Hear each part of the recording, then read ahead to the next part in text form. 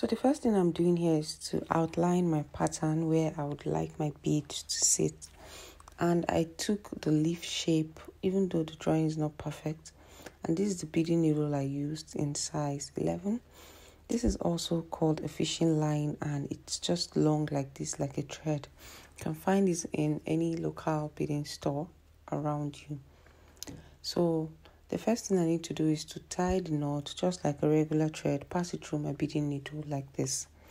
And then I would tie and secure a knot at the point where I want to start.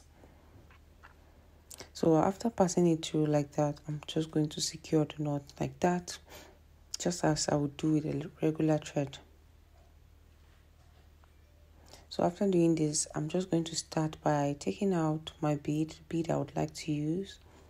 So these are the beads I made use of, and I'm starting with the green color.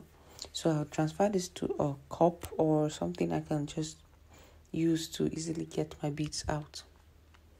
So I'll turn this inside and then I'll start the beading process.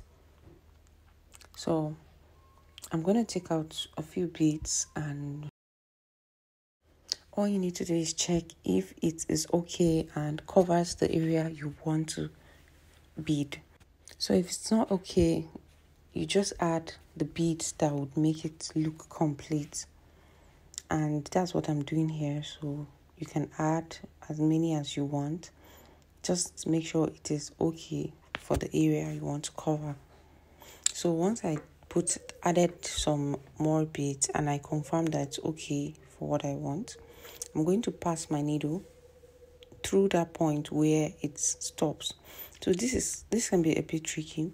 All you need to do is make sure that point where the bead stops, that's where you are passing your needle. And you need to be accurate with this, because if you're not accurate, your beads would not lay flat. So all I need to do is to pass my needle there. So there are two ways to do this. Either you do it that way, or you pass it directly like this to the back of the fabric. But if you are doing this for a normal dress, I'll show you the second method to use. So once that was done, I'm just going to, you can see that the first set of beads have been successfully attached, and this is what it looks like. So once my needle is passed outside like that, I'm going to pass it again out at the point where I want the next set of beads to stay.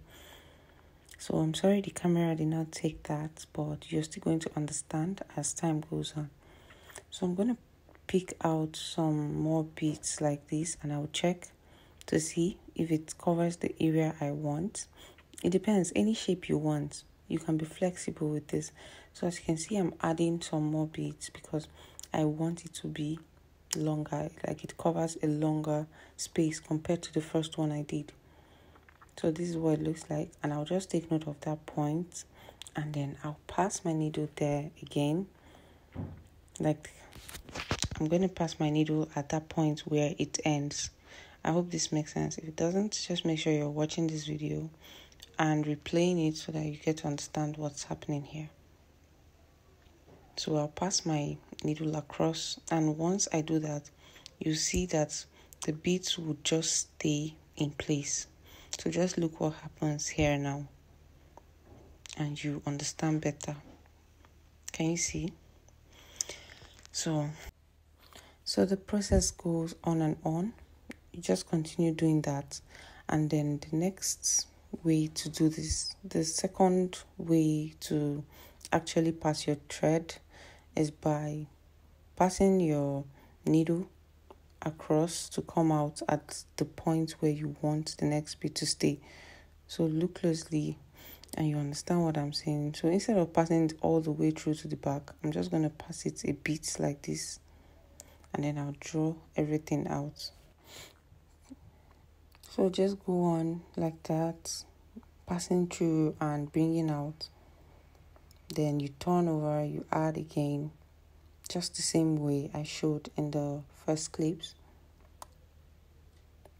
Pass your beads like this. I think this other method is easier because it just brings out your bead at your needle at the point where you want the next set to stay.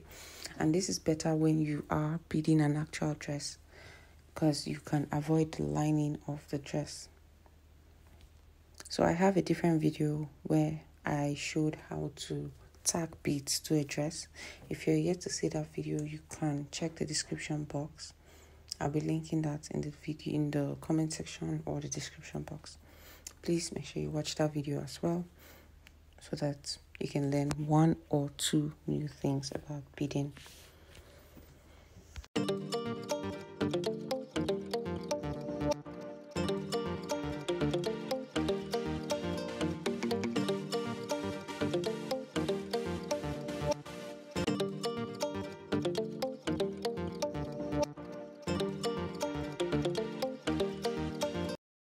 So once you get to a point where your thread is either short or you want to stop beading at a point, you need to secure your knots before you cut the thread, before you cut out the fishing line. So at this point now, I'm just trying to create some knots so that the thread is secured firmly before I cut out my thread. So if you fail to do this, your thread is going to cut off and the remaining part of your beads would definitely loosen. So just always remember to do this before you cut out your thread.